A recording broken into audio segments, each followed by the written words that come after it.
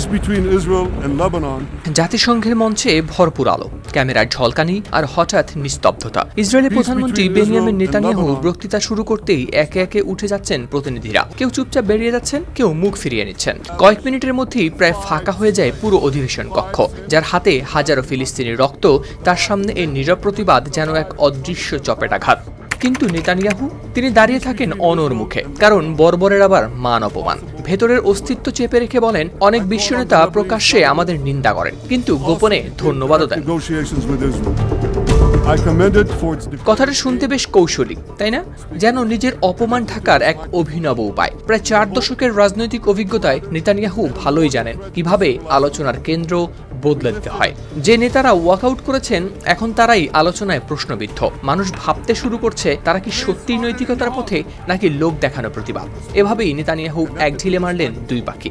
নিজের অপমান ঢাকলেন আর প্রতিপক্ষকে ফেললেন সন্দেহের মুখে। গবেষকরা বলছেন, তার ভাষণ সবসময় বাগিস্মতার নিখুঁত খেলা। শব্দের জাদু দিয়ে তিনি গড়ে তোলেন এক narrative. Colour expert, George sap এবং মাইল্ড অন হ্যান্ডস টেকনোলজি সমৃদ্ধ অরিক্স ক্রিস্টাল ওয়াশ আপনার লন্ড্রি এক্সপার্ট, যেখানে সত্য মিশে যায় কৌশলে আর মিথ্যা হয়ে ওঠে বিশ্বাসযোগ্য। কিন্তু বাস্তবটা আসলে কেমন? 2023 সালের অক্টোবর থেকে গাজায় ইসরায়েলের হামলায় প্রাণ গেছে 67,000-এরও বেশি ফিলিস্তিনির। আহত লক্ষাধিক, ধ্বংসস্তূপে পরিণত হয়েছে পুরো উপত্যকা। জাতিসংঘের সাম্প্রতিক তদন্তে একে বলা হয়েছে জাতিগত নিধন। তবু মঞ্চে দাঁড়িয়ে নেতানিয়াহু বলেন, বিশ্বনেতারা নাকি গোপনে তাকে ধন্যবাদ দেন। এ কথা কি শুধু মুখ রক্ষা, নাকি সত্যি বিশ্ব কূটনীতির আড়ালে চলছে আরেক রকম বাণিজ্য?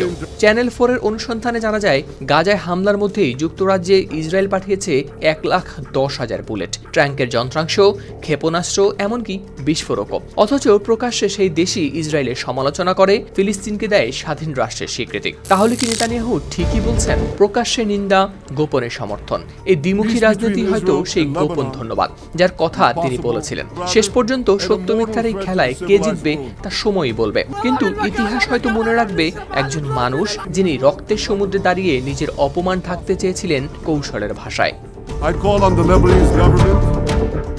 হাওলাদার শামীম, RTV।